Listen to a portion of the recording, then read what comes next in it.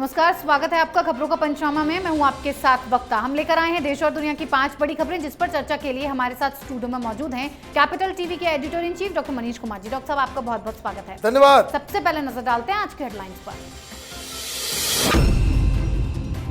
Mumbai police के पूर्व police commissioner Paramvir Singh को सुप्रीम कोर्ट से मिली बड़ी राहत। गिरफ्तारी पर रोक बरकरार, 9 मार्च को अंतिम सुनवाई के दिए आदेश। खालिस्तानी संगठन सिख फॉर जस्टिस पर केंद्र का बड़ा एक्शन। सोशल मीडिया अकाउंट्स को किया ब्लॉक। चुनाव में माहौल खराब करने की हो रही थी कोशिश। गुरमीत राम रहीम को हरियाणा सरकार ने दी जेड प्लस सुरक्षा। राम रहीम की जान को खतरा, खालिस्तानी संगठन के निशाने पर राम रहीम। अयोध्या में विपक्ष पर जमकर बरसे योगी, कहा एक हाथ में छड़ी, दूसरे में बुलडोजर की स्टीयरिंग लेकर चलते हैं। विपक्षियों का अब कर दें विसर्जन। यूक्रेन रूस के बीच तनाव की स्थिति। पुतिन ने यूक्रेन के 2 प्रांतों को स्वतंत्र देश की मान्यता दी। कहा यूक्रेन पर हमले के लिए तैयार।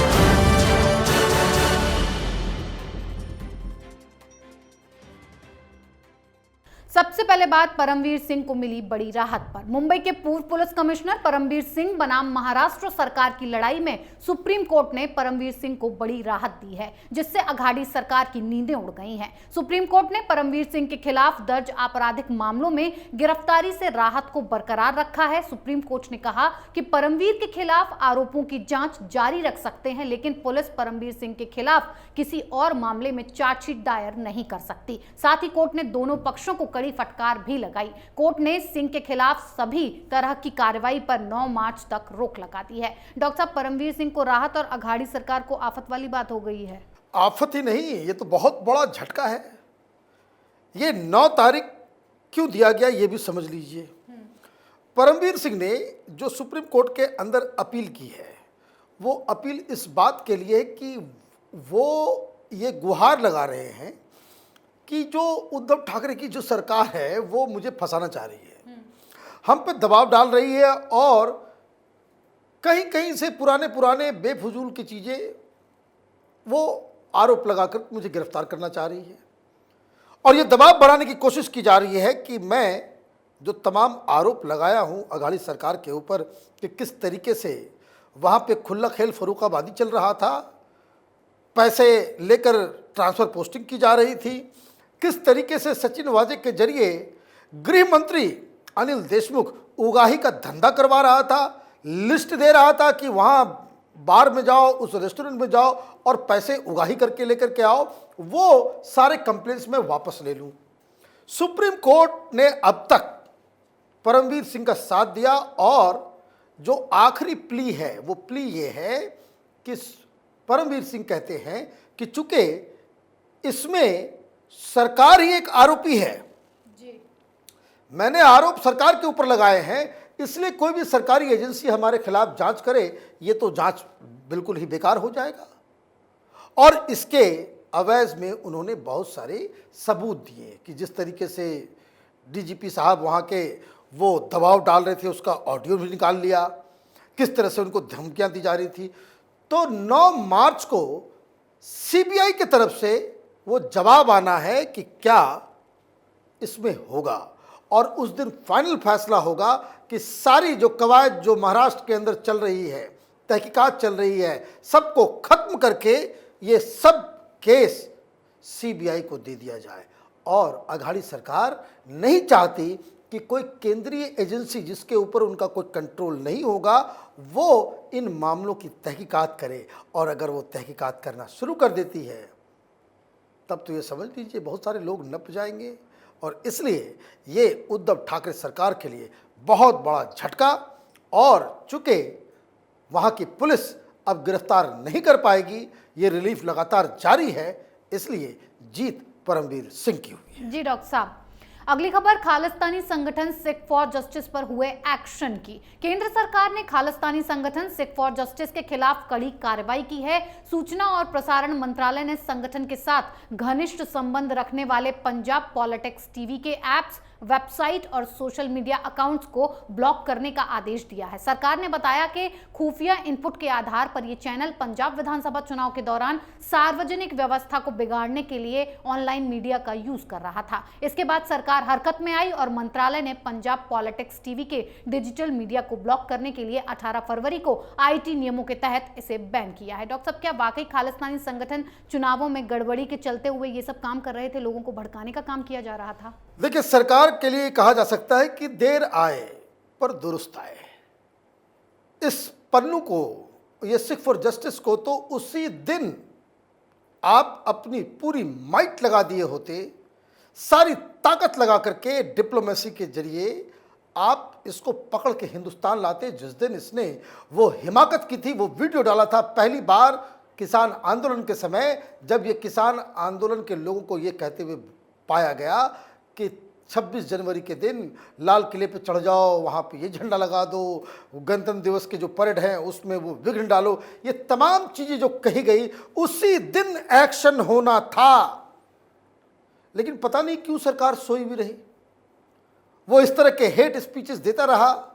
और हिंदुस्तान में मूर्खों की एक जो जमात है, ये कांग्रेस, ये आम आदमी पार्टी, ये वामपंथी, ये टुकड़े टुकड़े गैंग, ये सब लोग उस खालिस्तानी प्रोपेगेंडा का हिस्सा बनते गए। ये है कौन? आपने उन तमाम 500 से ज़्यादा, जब शाहीन बाग शुरू हुआ तो करीब 500 के आसपास इस तरह के ट्विटर हैंडल्स थे जो हिंदुस्तानी मुस्लिम बन के हिंदुस्तान को बदनाम कर रहे थे। तो उसको ढूंढ निकाला गया, उस पर कार्रवाई हुई, उस पर नज़र रखा गया। किसान आंदोलन जब फिर शुरू हुआ तो मालूम चला कि भाई पाकिस्तान में लाहौर और कराची में बैठ करके फेक आईडीज इस बार जो है सिखों के नाम के साथ वहाँ पे बैठे मुसलमान वो ट्वीट करते थे और यहाँ मूर्खों की जमात उसे रीट्वीट करती थी। वो पूरा टूल किट चल रहा था। तो आपने इन लोगों के खिलाफ एक्शन लिया, पाकिस्तानी चैनल्स के खिलाफ आपने एक्शन लिया, और आईएसआई का जो सबसे बड़ा दलाल है ये पन्नू, ये सिख फॉर जस्टिस, इसके खिलाफ एक्शन लेने में इतना विलंब।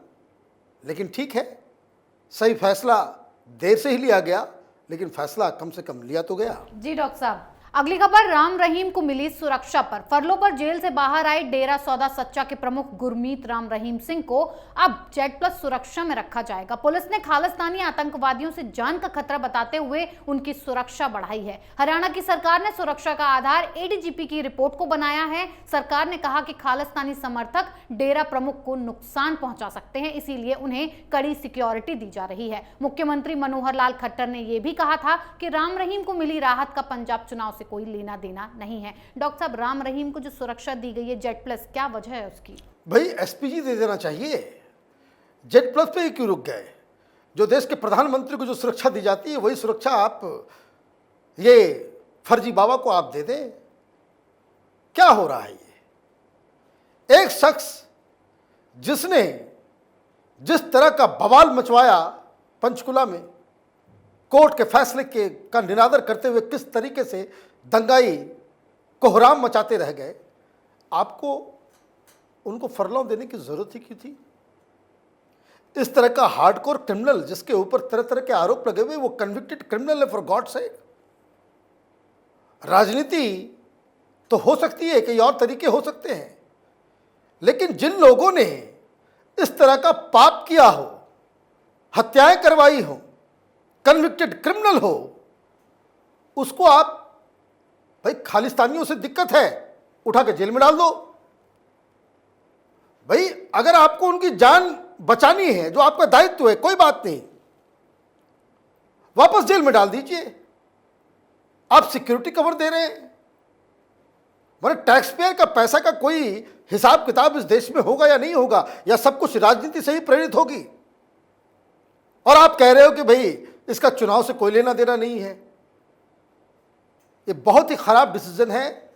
इस तरह के डिसीजन से लोगों का विश्वास सरकार और सिस्टम पर से उठता है। जी डॉक्टर साहब, अब बात अयोध्या से योगी की जोरदार हुंकार पर। उत्तर प्रदेश विधानसभा चुनाव के 5वें चरण के मतदान को लेकर भारतीय जनता पार्टी ने अब प्रचार अभियान को तेज कर दिया है। सीएम योगी आदित्यनाथ अयोध्या पहुंचे और जमकर विपक्ष पर बरसे। रामनगरी से योगी ने प्रदेश में कानून व्यवस्था की स्थिति को लेकर सपा पर निशाना साधा और कहा कि हमारी सरकार एक हाथ में छड़ी और दूसरे में बुलडोजर की स्टीयरिंग लेकर चलती है। अब विपक्षियों का विसर्जन करने का समय आ गया है। डॉक्टर साहब, योगी जी तो सीधा विसर्जन करवा रहे हैं। देखिए, योगी हैं वो तो पूजा पाठ और विसर्जन यही जानते हैं, तीसरा काम तो जानते नहीं है वो। अब दिक्कत क्या है कि योगी जी का जो उसको कह सकते हैं कि जो सरकार का जो चुनाव चिन्ह जो है वो बुलडोजर है। बुलडोजर से लोग बड़ा आनंदित महसूस करते हैं कि जो लोग इस सरकार के पहले जो गुंडे, जो बाहुबली, जो माफिया, जिनके सामने कानून कुछ नहीं, पुलिस कुछ नहीं, सरकार कुछ नहीं, जो अपनी मनमर्जी किया करते थे, लोगों के अंदर जिनके नाम से दहशत फैल जाती थी। आप जो गब्बर सिंह शोले फिल्म आपने देखी होगी कि जब बच्चा रात में रोता है तो गब्बर सिंह का नाम ले रहे तो बच्चे सो जाते हैं डर के मारे।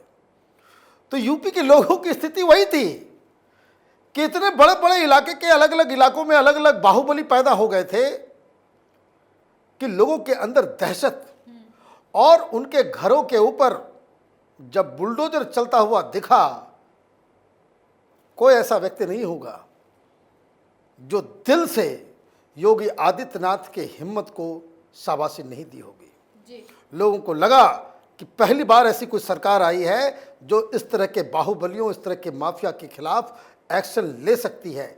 और चूंकि ये बहुत ही रिस्की काम है, आप ये समझिए, सरकार बदल गई, फिर वापस यही बाहुबली सत्ता में आ गए, इनकी फिर तोती बोलने लग गई, तो पहला काम यही होगा योगी आदित्यनाथ को उठा करके ये लोग जेल में डाल देंगे, और जितने इनकाउंटर्स हुए हैं सारे केसेस लाद दिए जाएंगे।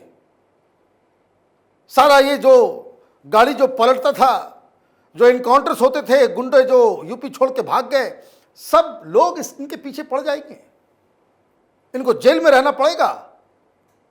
और इन सब चीजों को दरकिनार करते हुए हिम्मत दिखा करके जो उन्होंने एक्शन लिया है, तो इसलिए वो बड़े हिम्मत से इस बुलडोजर का नाम लेते हैं। और लोग, आपने सुना होगा, अगर आपने यूट्यूब पे देखा होगा वो भाषण, कि बुलडोजर बोलते ही लोगों के अंदर जो खुशियां होती, जो तालियां बजती है, वो इस बात को बताता है कि योगी आदित्यनाथ ने लॉ एंड ऑर्डर के लिए जो काम किए वो यूपी की जनता उसको एक्नॉलेज कर रही है। और इसलिए बुलडोजर और विसर्जन, ये दोनों ही बातें योगी आदित्यनाथ ने अयोध्या से, वो कह सकते हैं कि उन्होंने हुंकार लगाई है। जी डॉक्टर साहब, आखिरी खबर रूस और यूक्रेन के बीच चल रहे विवाद पर। रूस लगातार यूक्रेन पर हमला करने की बात कह रहा है और अब हमले की आशंका और बढ़ती जा रही है, क्योंकि रूसी राष्ट्रपति व्लादिमीर पुतिन ने यूक्रेन के 2 अलगाववादी क्षेत्रों लुहानस्क और दोनेत्स्क को स्वतंत्र देश की मान्यता दे दी है। पुतिन ने इसके बाद कई अहम दस्तावेज भी साइन कर दिए हैं। रूस के इस फैसले से यूक्रेन में तनाव बढ़ता जा रहा है। डॉक्टर साहब, क्या वाकई रूस यूक्रेन पर हमला करने की तैयारी कर चुका है? देखिए, ऑलरेडी ये अब मसला ऐसा लग रहा है कि फंस गया है। आपने इंटरनेशनल रिलेशन का जो सबसे पवित्र और जो सबसे सेक्रेट जो डिक्टम है कि आप किसी भी मुल्क के टेरिटोरियल इंटीग्रिटी का हनन नहीं करेंगे, आप बाकी सारी चीज करने के लिए तो अलाउड है, डिप्लोमेसी के तहत आता है, लेकिन किसी भी मुल्क के टेरिटोरियल इंटीग्रिटी को चैलेंज अगर आप करते हैं तो आप इंटरनेशनल रिलेशन के बेसिक प्रिंसिपल को आपने आघात कर दिया। क्या किया पुतिन साहब ने? यूक्रेन का जो ईस्टर्न हिस्सा है जो रूस से लगा हुआ है, 2 जहां अलगाववादी इलाका है, वहां आपने कह दिया कि भाई ये रिपब्लिक है, ये अलग अलग देश है। ये ठीक वैसा ही है कि पाकिस्तान अपनी सेना भेज दे कश्मीर के अंदर और ये डिक्लेयर कर दे कश्मीर जो है अलग राज्य है। हिंदुस्तान क्या करेगा? सिंपल बात, हिंदुस्तान क्या करेगा? हिंदुस्तान के पास कोई दूसरा ऑप्शन नहीं है, उसको लड़के उस जमीन को वापस लेगा। आपके पास किसी दुनिया के समर्थन नहीं है, आप नहीं लड़ सकते। रूस इतना बड़ा महाशक्तिशाली है, तो इसलिए नाटो की एंट्री अब लाजमी है। अमेरिका ने कह दिया कि भाई हम साथ में हैं, अगर ये ठीक नहीं हुआ है। तो ये जो पुतिन ने ये जो फैसला लिया, ये फैसला इनफैक्ट इसको कह सकते हैं कि यलगार हो चुका है। अब बस तोपों का गरजना बाकी है, बॉम्ब का बरसना बाकी है। बाकी for all practical purposes Putin ने युद्ध छेड़ दी है। जी डॉक्टर साहब, बहुत बहुत धन्यवाद इतनी जानकारी के लिए। धन्यवाद। खबरों का पंचनामा में आज के लिए इतना ही। देश विदेश की बाकी खबरों और उनके सटीक एनालिसिस के लिए देखते रहिए कैपिटल टीवी। हमें लाइक कीजिए, शेयर कीजिए और कैपिटल टीवी को सब्सक्राइब कीजिए। नमस्कार।